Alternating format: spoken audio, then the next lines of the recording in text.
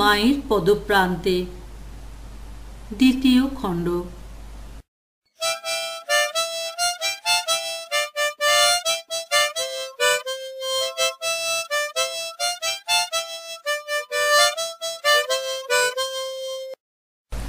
পরে আবশ্যক হইবে বলিয়া শ্রীমার ভ্রাতাদের বিষয় কিছু এখানে দিতেছি।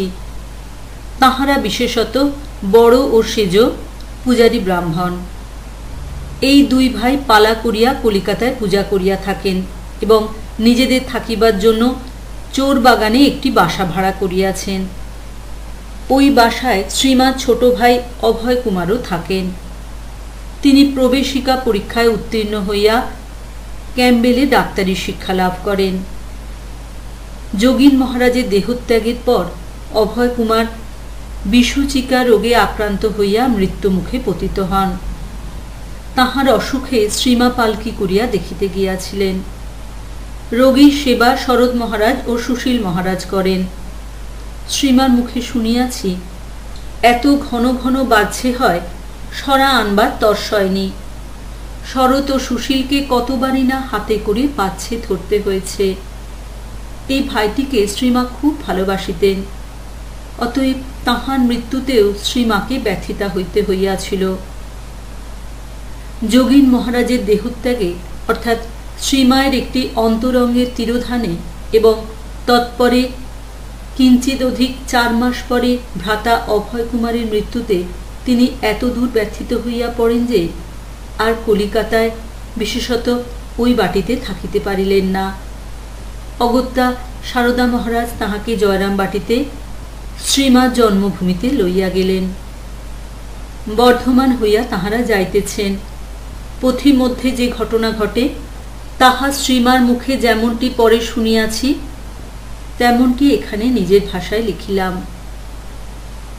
দামোদর পার হইয়া শ্রীমা পালকির অভাবে গরুর গাড়িতে চলিয়াছেন, আর সারদা মহারাজ লাঠি কাঁধে গাড়ির আগে হাঁটিয়া চলিয়াছেন। রাত্রিকাল অর্ধরাত্রির উপর, প্রায় 3য় প্রহর। শ্রীমা ঘুমাইয়া পড়িয়াছেন। সারদা মহারাজ চলিতে চলিতে দেখিতে পাইলেন রাস্তার খানিকটা এক স্থানে বানের জলে ভাঙিয়া গিয়াছে এবং সেখানে এমন একটা খানা পড়িয়াছে যে সেখান দিয়া গাড়ি যাইবার আদৌ উপায় নাই। যাইতে গেলে গাড়ির চাকা সেখানে পড়িয়া ভাঙিয়া যায় এবং ঝাঁকানিতে শ্রীমার নিদ্রা তো ভাঙিয়া যাইবেই, অধিকন্তু তাহার আহত হইবারও সম্ভাবনা। অতএব যাহাতে গাড়িখানি অনায়াসে যায় এবং শ্রীমার নিদ্রাও না ভঙ্গ হয়, এরূপ একটা উপায় স্বরূপ মতলব বাঁটিয়া সারদা মহারাজ নিজে উপুর হইয়া ওইখানায় শুইয়া পড়িলেন। কেহই জানিতে পারিল না। তাহার উদ্দেশ্য ছিল যে তাহার স্থূল শরীরের উপর দিয়া গাড়িখানি চলিয়া যাইবে। উদ্দেশ্য অবশ্য তাহার মহৎ ছিল, কিন্তু একবারও ভাবিলেন না যে ঐরূপ করায় তাহার মৃত্যু তো অনিবার্য, অধিকন্তু সেই জনমানবহীন স্থানে এবং গভীর নিশাকালে তিনি ব্যতীত শ্রীমাকে কে দেখিবে, কে শ্রীমা রক্ষণাবেক্ষণে মোতায়েন হইবে? তিনি যে সেভার লইয়া কলিকাতা হইতে আসিয়াছেন। একটা কথা আছে, ভবিতব্যকে খণ্ডাইতে পারে। এক্ষেত্রেও তাহাই হইল। গাড়িখানি খানার নিকটবর্তী হইলে শ্রীমার অকস্মাৎ নিদ্রাভঙ্গ হওয়ায় চন্দ্রালোকে তিনি দেখিতে পাইয়া ব্যাপারটা সব বুঝিলেন। চিৎকার করিয়া গাড়োয়ানকে গাড়ি থামাইতে বলিয়া স্বয়ং অবতরণ করিলেন এবং সারদা মহারাজকে তাহার কৃতকর্মের জন্য যৎপরণাস্তি ভর্ৎসনা করিয়া হাঁটিয়া খানাটি পার হইলেন। গাড়িও খালি হওয়ায় উহা নির্বিঘ্নে পার হইয়া আসিল। অবশ্য সারদা মহারাজকে সাহায্য করিতে হইয়াছিল। পরবর্তীকালে শ্রীমা সারদা মহারাজের নিষ্ঠা ও গুরুভক্তির বিশেষ প্রশংসা করিয়া এই গল্পটি আমাদের নিকট করেন। শ্রীমা জয়রামবাটি অবস্থানকালে একবার আমাদের সাধ হয় তথায় যাইতে। ওই উদ্দেশ্যে সারদা মহারাজের নিকট গিয়া প্রস্তাব করিলে তিনি উৎসাহ দেন এবং স্বয়ং আটা, ময়দা, চিনি, মিছরি, নারিকেল, তৈল, আম, মিষ্ট ইত্যাদি নানাবিধ দ্রব্য ক্রয় করিয়া একটি বড় ঝুড়িতে প্যাক করিয়া দিলেন। বর্ধমানের পথে চটিগুলির নাম ও তাহাদের দূরত্ব হিসাবে ব্যবধান, কোথায় আহার্য কি পাওয়া যায় সে সমস্তের একটি তালিকাও লিখিয়া দিলেন। লেখকের সঙ্গে বন্ধুবৎ সুপ্রসিদ্ধ পণ্ডিত মোক্ষুদাচরণ সামাধ্যায়ীও চলিলেন। বর্ধমানে বন্ধুবরের এক আত্মীয় রাজ কলেজের অধ্যাপক, তাহার বাসায় প্রথম রাত্রি যাপন করি। পরদিন প্রাতে দামোদর পার হইয়া একখানি গরুর গাড়ি ঠাকুরের জন্মস্থান কামারপুকুর পর্যন্ত ভাড়া করিয়া মধ্যাহ্নে উচালন নামে চটিতে অধ্যাপক প্রদত্ত সামগ্রীতে দ্বীপ্রহরের ভোজন সারিয়া লই। সেদিন রাত্রি কাটাই দ্বারকেশ্বর তীরে একলক্ষী নামক চটিতে। তৎপর দিন মধ্যাহ্নের পূর্বে কামারপুকুর পৌঁছি। কামারপুকুরে শ্রী ঠাকুরের বাটিতেই গিয়া উঠিলাম। তখন সেখানে তাহার ভ্রাতস্পুত্র শিবরাম ছিলেন। তাহার সাহায্যে ঠাকুরের বাল্যলীলা স্থলগুলি সব দেখিলাম।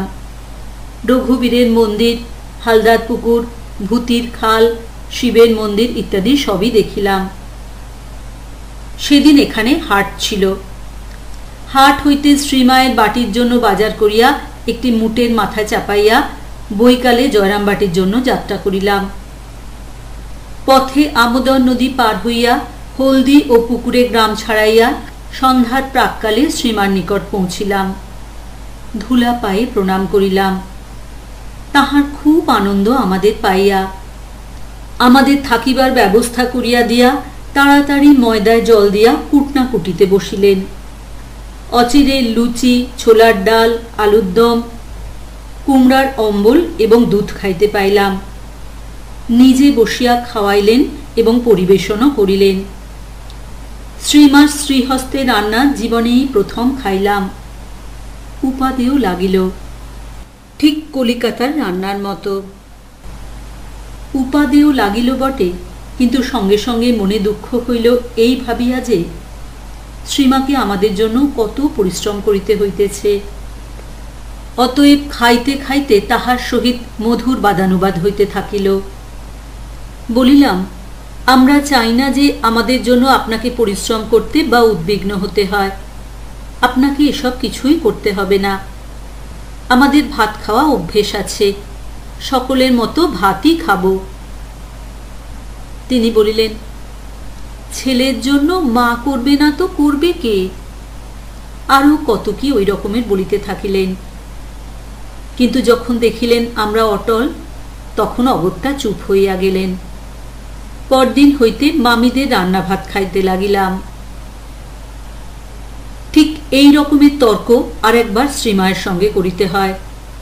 সেবার কালী কৃষ্ণ মহারাজ অর্থাৎ স্বামী বিরজানন্দ সঙ্গে ছিলেন। সেদিনও প্রথম রাত্রে শ্রীমা শ্রীহস্তে রন্ধন করিয়া পুরি ইত্যাদি খাইতে দেন। একদিন দ্বীপ্রহরে শ্রীমা নিজ কক্ষে বিশ্রাম করিতে করিতে কথা কহিতেছিলেন। সময় বুঝিয়া তাহার এক সন্তানের বিষয়ে জিজ্ঞাসা করিলাম, কেন আপনাকে প্রণাম করিতে আসিতে পাইতেন না? পূর্বে এই বিষয়ে সবই মঠে শুনিয়াছিলাম। এক্ষণে তাহার শ্রীমুখে শুনিবার উদ্দেশ্যে জিজ্ঞাসা করিয়া বসিলাম। ঘরে শ্রীমা ও লেখক ব্যতীত তখন আর কেহই ছিলেন না। তিনি উত্তর দিলেন, আমায় পেন্নাম করতে এসে একখানা ছুরি বার করে নিজের গলায় বসিয়ে দিতে গিয়েছিল যে। তর্ক করিতে লাগিলাম, মা আপনি বুঝুন, কাজটা তার খারাপ হয়েছিল বটে, কিন্তু উদ্দেশ্য খারাপ আদৌ ছিল না। সাধনার বিঘ্ন হচ্ছিল, মন ধ্যানে জপে বসছিল না। তাই না তিনি আপনার সৃষ্ট প্রাণ আপনারই পাদপদ্মে আহুতি দিতে প্রয়াসী হয়েছিলেন। শ্রীমা বলিলেন, তুমি আর বকো না। আমায় কি পাষাণ পেয়েছিল না কালীঘাটের কালী পেয়েছিল যে বলি দিতে এসেছিল? সেই থেকে তার আশা বন্ধ করে দিয়েছিল। সেই সময় আপনি খুব কঠোর হয়েছিলেন, পরে কিন্তু আপনাকে আবার নরম হতে হয়েছিল। অর্থাৎ তখন নিজের ভয়ঙ্করী মূর্তি দেখিয়েছিলেন, পরে আবার সেই স্নেহময়ী মূর্তিতে প্রকট হতে হয়েছে। শ্রীমা হাসিতে হাসিতে বলিলেন, তুমি আর বকো না, ছেলেরা অনেক বলায় আসতে দিই, একা আসতে পায় না, কোনো না কোনো ছেলে সঙ্গে থাকে আর পেন নাম করেই চলে যায়। যাই হোক, প্রথমবার জয়রামবাটিতে আমাদের থাকিতে থাকিতে শ্রীমার ভ্রাতস্পুত্রীর নলিনীর বিবাহ হয়। পাত্রটি হুগলি জেলার গুহাট গ্রাম নিবাসী, নাম প্রমথনাথ ভট্টাচার্য। এই প্রমথনাথের বিষয় আমাদের পরে বলিতে হইবে বলিয়া নামটা এখানে করিয়া রাখিলাম। মামারা অর্থাৎ শ্রীমার ভাতৃবর্গ শ্রীমাকে দিয়া আমাদের উভয়কে অর্থাৎ আমাকে ও মোক্ষদাচরণকে আদেশ করাইলেন যাহাতে আমরা বিবাহ আসরে বরযাত্রীদের সহিত তর্ক করি। এই সময়ও পল্লীগ্রামে বিবাহ আসরে বর ও কন্যা পক্ষে তর্কাতর্কি করার প্রথা বলবৎ ছিল। বিবাহ রাত্রে আমাদের শয়নের জন্য নিকটে ভানি পিসির ঘরে ব্যবস্থা করা হইয়াছিল। ভানি পিসি সে রাত্রে শ্রীমার বাটিতে থাকিল এবং সেহেতু তার ঘর শূন্য থাকায় আমরা সেখানে শয়ন করিলাম। অর্ধরাত্রে বর আসিলে ভানি পিসি প্রদীপ হস্তে গিয়া আমাদিগকে ডাকিয়া আনিল। আমরা আসিয়া আসরে বসিয়া বরযাত্রীদিগকে জিজ্ঞাসা করিলাম তাহাদের মধ্যে কেহ ইংরেজিতে তর্ক করিতে প্রস্তুত আছে কিনা। উত্তরে জানা গেল তাহাদের কেহই ইংরেজি জানেন না। সংস্কৃতের বিষয় মোক্ষদাচরণের পক্ষ হইতে জিজ্ঞাসা করিয়া ওই একই উত্তর পাওয়া যায়। অগত্যা তাহাদের অনুরোধে মোক্ষদাচরণ বিবাহ অর্থে কি বুঝায় শাস্ত্রানুসারে তাহার ব্যাখ্যা করিয়া একটি ক্ষুদ্র বক্তৃতা করিলেন। নলিনীর বিবাহের পূর্বে ও পরে যে কয়দিন জয়রামবাটিতে ছিলাম, প্রতিদিন দ্বিপ্রহরে শ্রীমান ভোজনের পর বিশ্রামকালে তাহার ঘরে যাইতাম এবং অনেক কথা তিনি কহিতেন। তন্মধ্যে তথ্যপূর্ণ চিত্তাকর্ষক কথাগুলির উল্লেখ এখানে করিতেছি। কথাগুলির অধিকাংশ পূর্ব হইতে জানা ছিল, কিন্তু তাহার মুখে শুনিবার অভিপ্রায় জিজ্ঞাসা করি আর তিনি উত্তর দিতে থাকেন। শ্রীমা বলিলেন, হ্যাঁ, সারদাকে নহবতখানায় ঠাকুর পাঠান, আমার কাছেই মন্ত্র নেয়, ছেলে যোগেনও নেয়। তবে সে বড় নাজুক ছিল কিনা ভুলে গিয়েছিল, আবার বৃন্দাবনে দিতে হয়। সারদাকে পয়সা দেবার কথা বলছো? আমার যে প্রাণ ঠাকুরের কাছে পড়ে থাকতো, তার ঘরে কি হচ্ছে, তিনি সেখানে কাকে কি বলছেন, আমি নহবতে বসে সব জানতে শুনতে পেতুম। সারদা বাড়ি যাবে, তাকে গাড়ি ভাড়া নহবত থেকে দিতে বলেছেন। আমি তখনই 4টি পয়সা নহবতের দরজার গোড়ায় রেখে দিয়েছি আর সরে গেছি, তাই সারদা এসে পয়সা দেখতে পেয়ে নিয়ে যায়। নরেনও তাই, তাকে যখন বলেছেন তুই আজ এখানে থাকবি, অমনি তাই শুনে ছোলার ডাল চড়িয়ে দিয়েছি। তিনি বাজে যাবার সময় নরেনের খাবার কথা বলতে এসে দেখেন ডাল সেদ্ধ হচ্ছে আর ময়দায় জল পড়ে গেছে। আমায় যে বলে রেখেছিলেন নরেন যেদিন খাবে সেদিন তার জন্য মোটা মোটা রুটি আর ছোলার ডাল রাঁধতে। সে সব হজম করতে পারে, মুগের ডাল আর পাতলা পাতলা রুটি যেন না হয়। হ্যাঁ বাবা, নহবতে যে কি করে কাটিয়েছি তা কে বুঝবে। নটির মা, মেয়ে যোগেন, গোলাপ যে যে দেখেছে সবাই বলতো, মা এইটুকু ঘরে কি করে থাকো? ঘর তো দেখেছ, ওইটুকু ঘরে মাথার উপরে সব শিকে ঝুলছে। গেরস্থ ঘরে মানুষের যা যা দরকার, মশলা টসলা সব, এমনকি ঠাকুরের জন্য মাছ পর্যন্ত জিওনো থাকতো। সিধে হয়ে দাঁড়াবার জো ছিল না, দাঁড়াতে গেলেই মাথায় লাগতো। মাথাটা আমার লেগে লেগে ফুলে গিয়েছিল। মেজে আবার চাল ডাল, হাঁড়ি কুঁড়ি, শিল নোড়া, চাকি, বেলুন, উনুন সবই আছে। বাকি কতটুকুই বা জায়গা থাকে, তাতেই উঠতুম বসতুম। আবার কোনো মেয়েকে ঠাকুর যদি বলতেন থাকতে, সেও আমার সঙ্গে সেটুকুর ভেতর শুতো। হয়তো তাকে শুয়ে আমায় বসে রাত কাটাতে হয়েছে। হ্যাঁ, মন্দিরের কারুর ওঠবার আগে উঠতুম, তখন বেশ রাত্রির থাকত। কেউ আমায় কখনো দেখতে পায়নি। সব কাজ সেরে নিয়ে গঙ্গায় নেয়ে নিতুম। প্রথম প্রথম বড় ভয় করত, কিন্তু পরে দেখি কি আমার নাইবার সময় নহবত থেকে একটা আলো সিধে গঙ্গা পর্যন্ত দেখা দিত, আর সেই আলোয় আমি নেয়ে আসতুম। আমারও নেয়ে ফিরে আসা আর আলোও নিভে যাওয়া। বাগদি আর বাগদি বউয়ের কথা বলতে বলছো? জয়রামবাটির ভূষণ মোড়লকে তো দেখেছ? ওর মা আর কতকগুলো মেয়ে সব গঙ্গা নাইতে যাবে। আমি ধরে বসলুম আমাকেও সঙ্গে নিতে। আমি মনে করলুম ওরা সব গঙ্গা নিয়ে ফিরে আসবে আর আমি ঠাকুরের কাছে রয়ে যাব। আমায় যেতে দেখে লক্ষ্মী অর্থাৎ ঠাকুরের ভ্রাতস্পুত্রী আর শিবু অর্থাৎ ঠাকুরের ভ্রাতস্পুত্র আমার সঙ্গ নিলে। কামারপুকুর থেকে জাহানাবাদ বর্তমান আরামবাগ পর্যন্ত গেলুম। সাথীরা তখন দিন আছে দেখে সেখানে রইল না, এগিয়ে চলল।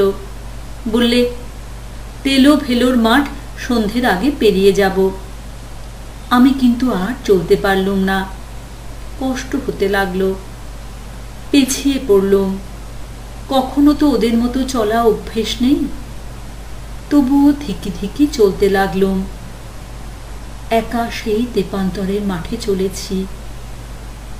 ওখানে বড় ডাকাতের ভয়। অনেক গল্প ছেলেবেলায় শুনেছি। সন্ধে হয়ে গেল, তবু চলেছি। গা ছমছম করছে।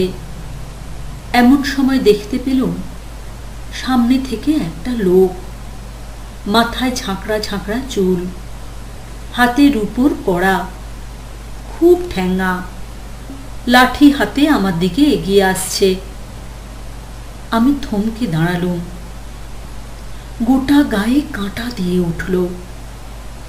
লোকটা জাতে বাগদি। ডাকাতের মতো রুক্ষ কথায় জিজ্ঞেস করলে, তুই কে? আর আমার পানে হাঁ করে তাকিয়ে রইল। বউটাও এসে পড়ল। তাকে মেয়ে মানুষ দেখে তবু আমার সাহস হলো। বলল, বাবা, আমি সারদা, তোমাদের মেয়ে। তোমাদের জামাইয়ের কাছে যাচ্ছি। সাথীরা সব এগিয়ে পড়েছে, আমায় দয়া করে পৌঁছে দাও। শ্রীমা আরো বলিতে যাইতেছিলেন, তাহাকে বাধা দিয়া বলিলাম, ডাকাত বাবার গল্প আর করতে হবে না মা। যে কেউ ঠাকুরের জীবনী পড়েছে সেই ওসব জানে। আমি যা জানতে চাই তাই বলুন। তিনি জিজ্ঞাসা করলেন, কি? ডাকাত আপনার দিকে হাঁ করে তাকিয়ে কি দেখেছিল? শ্রীমা বলিলেন, পরে বলেছিল কালী রূপ নাকি দেখেছিল। তাহলে আপনি তাকে কালী রূপে দেখা দিয়েছিলেন? লুকোবেন না মা, বলুন। শ্রীমা বলিলেন, আমি কেন দেখাতে যাব? সে বললে সে দেখেছে। তাহলেই হলো, আপনি দেখিয়েছিলেন। তা না হলে সে আর কোনো স্ত্রীলোককে দেখলে না আপনাতেই দেখলে? আপনি স্বীকার করুন আর না করুন, এটা স্বতঃসিদ্ধ যে আপনি দেখিয়েছিলেন। শ্রীমা সহাস্যে বলিলেন, তা তুমি যাই বলো না কেন। লেখক বুঝিল ছাই চাপা বেড়ালের অর্থ কি, আর বলিল, আমি কিন্তু মা ওই কালি টালি রূপে আপনাকে দেখতে চাই না। আমি আপনাকে এই রূপেই দেখতে চাই। আপনি মা আর আমি ছেলে। শ্রীমা সহাস্যে বলিলেন, তা বেশ তো বাবা, আমিও বাঁচলুম, জিব্বার করে আর দাঁড়াতে হবে নি। ভগিনী নিবেদিতা 16 নং বসুপাড়া লেনের বাড়ি ছাড়িয়া 17 নং বাড়িতে তাহার বালিকা বিদ্যালয় স্থানান্তরিত করায় শ্রীমার জন্য ওই বাড়ি ভাড়া লওয়া হয় এবং তিনি ছোট মামি অর্থাৎ অভয় কুমারের বিধবা ও তাহার শিশু কন্যা রাধুকে লইয়া জয়রামবাটি হইতে সেখানে আসেন। অভয় কুমারের মৃত্যুর সময় তাহার পত্নী গর্ভবতী ছিলেন। ইনি চির দুঃখিনী, শৈশবে মাতৃহারা হইয়া পরপালিতা হইতে থাকেন। দুর্ভাগ্যক্রমে সেই পালনকর্ত্রীরও মৃত্যু হয়। এখন আবার যৌবনের প্রারম্ভেই বিধবা হইয়াছেন। তাহার বিষয়ে শ্রীমাকে একদিন বলিতে শুনিয়াছি, ও পাগল হবে না তো হবে কে? একে তো ওই কাঁচা বয়সে শোকতাপ পেয়েছে, তাই আবার কলকাতার বাড়িতে অর্থাৎ 16 নম্বর বসুপাড়া লেনে ভোরবেলা একটা চোরকে দেখে আঁতকে উঠে পড়ে যায়। সেই থেকে ওই রকম হয়ে গেছে। ছোট মামির মাথা খারাপ হওয়ায় এবং শিশু রাধুর পালনের জন্য শ্রীমাকে জয়রামবাটি যাইতে হয়। এবার বেশি দিন কলিকাতায় থাকিতে পারিলেন না। পুনরায় যখন কলিকাতায় আসিলেন, তখন রাধুর শৈশবাবস্থা অতিক্রম করিয়াছে এবং সে বালিকাবস্থায় পদার্পণ করিয়াছে বলিলেই হয়। এবার আসিয়া শ্রীমা 2-1 বাগবাজার স্ট্রিটে অবস্থান করেন। আমরা 1310 সালের ফাল্গুন মাসে পশ্চিম হইতে আসিয়া শ্রীমাকে এই বাটিতে পাই। তাহার এই বাটিতে শরৎ মহারাজ, দীন মহারাজ অর্থাৎ স্বামী সচ্চিদানন্দ নম্বর 1 এবং একটি নূতন ছোকরাকে দেখি। ছোকরাটি শ্রীমান এবার কলকাতায় আসিবার পূর্ব হইতে বলরামবাবুর বাটিতে শরৎ মহারাজের নিকট আসা যাওয়া করিতেন। এখন শ্রীমা আসায় তিনি তাহার বাটির বাজারহাট এবং অন্যান্য আবশ্যকীয় কার্য করিতে লাগেন, আর ওদিকে রাজবল্লভ পাড়ায় নিজ পিতার নিকট 2 বেলা খাইতেন এবং রাত্রে সেখানেই শুইতেন। পরে শ্রীমার বাটিতেই ব্রহ্মচারী রূপে রহিয়া যান। উহার নাম গণেন্দ্রনাথ। একদিন গণেন্দ্রনাথ নিজের দীক্ষার বিষয় আমাদের সহিত আলোচনা করিয়া স্থির করেন যে তিনি শ্রীমার নিকটই দীক্ষা লইবেন। ইহার পূর্বোপার্জিত সামান্য কিছু অর্থ শরৎ মহারাজের কাছে জমা ছিল। উহা হইতে দীক্ষার জন্য একখানি কাপড়, কয়েকটি আম এবং কিছু মিষ্টান্ন ক্রয় করিলেন। কাপড়খানি পূর্বদিনে কাচিয়া শুকাইয়া রাখিলেন। পরদিন তাহার দীক্ষা হইল। শ্রীমা কাপড়খানি পরিয়াছিলেন। গণেন্দ্রনাথ ফটো তুলিতে জানিতেন। এই বাটিতে শ্রীমা 2-1খানি ফটো তুলিলেন।